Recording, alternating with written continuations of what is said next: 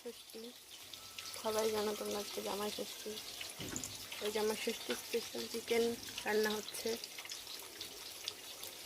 কি গরম, এবার গরম পুরো ঘেমে জল হয়ে গেছে।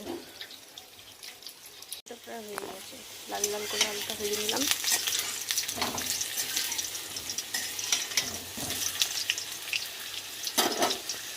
মাংসটা বেশ একটু বড় বড় আলু হলে ভালো লাগে,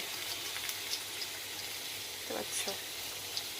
কেউ তেজপাতা খাই না, তাই জিরে ফোড়ন দিয়েই মশলাটা কষাবো।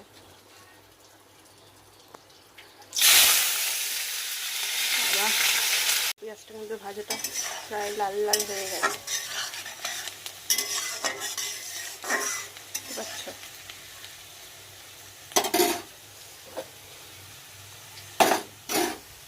এর মধ্যে আমি আদা রসুন পেঁয়াজ সব বাটাটা দিয়ে দেবো।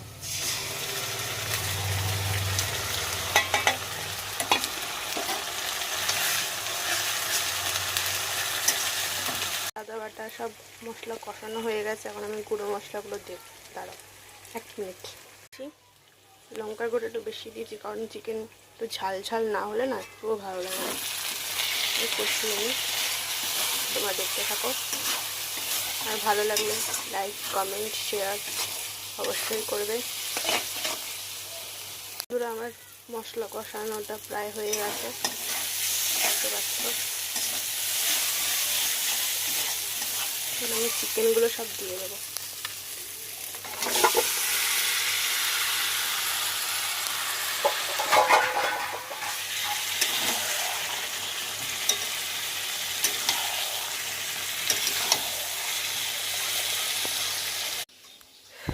অবস্থা পুরো খারাপ, দেখেছো, ঘেমে একাকার হয়ে গেছে। তার মধ্যে আজকে দেরিও হয়ে গেছে রান্না করতে করতে। যাই হোক, তোমরা দেখতে থাকো।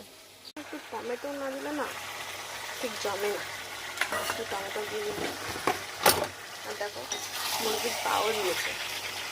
আমার তো খেতে খেতে হেভি লাগে মুরগির পা। তোমাদের কার কার ভালো লাগে কমেন্টে জানাবে। তোমরা দেখতে থাকো আর আমি চিকেনটাকে কষিয়ে নিই। ওকে, দেখো চিকেনটা কতটা অনেকটা কষানো হয়ে এসছে প্রায়। আমি এর মধ্যে আলুটা দিয়ে দেবো। আলুটা দিয়ে দিলাম, আর দুটো গোটা রসুন রেখেছিলাম এটাও দিয়ে দেবো। আর আমি নুনটা বলতে ভুলে গেছিলাম, আমি পরে দিয়ে দিয়েছি। তোমরা তোমাদের আন্দাজ মতন করে দিয়ে দেবে।